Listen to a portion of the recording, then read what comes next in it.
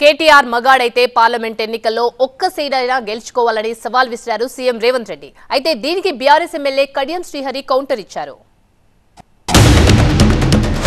రేపు రాబోయే పార్లమెంట్ ఎన్నికల్లో నేను సవాలు విసురుతున్నా. నీ చేతనైతే దమ్ముంటే నువ్వు మగోడివైతే ఈ తెలంగాణ రాష్ట్రంలో బిడ్డ ఒక్క సీటు గెలిచి చూపించు.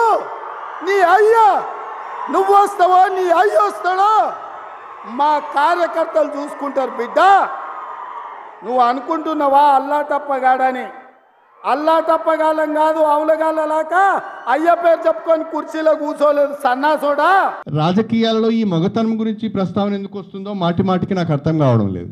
రాజకీయాలకు మగతనానికి ఏం సంబంధం? రాజకీయాలలో పురుషులు ఉన్నారు, మహిళలు ఉన్నారు.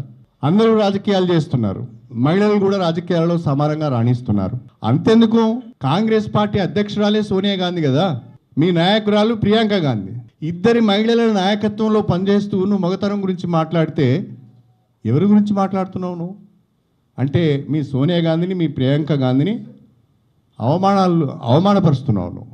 అంటే వాళ్ళ నాయకత్వానికి పనికిరాదని నీ ఉద్దేశం? మగాడవైతే ఒక్క సీటు గెలుచుకో అంటున్నావు. రేవంత్ రెడ్డి గారు మల్కాజ్గిరి పార్లమెంటు నుంచి మీరు ఎంపీగా ఉన్నారు నిన్నటి వరకు. మరి ఆ మల్కాజ్గిరి పార్లమెంటులో కాంగ్రెస్ పార్టీ ఒక్క అసెంబ్లీ సీట్ అయినా గెలిచిందా? మరి నువ్వు అంత మగాడివైతే 7 అసెంబ్లీ సెగ్మెంట్లలో ఒక్క అసెంబ్లీ సీటు నువ్వు ఎందుకు గెలుచుకోలేకపోయినావు? నిజంగా నీవు అంత మగాడివైతే, అంత గొప్పవాడివైతే రేపు తెలంగాణలో 17 పార్లమెంట్ స్థానాలను గెలిచి చూపించు. నీ మగతనాన్ని నిరూపించుకో నీ భాషలోనే. నేను వాడొద్దు ఆ పదాన్ని, కానీ తప్పడం లేదు.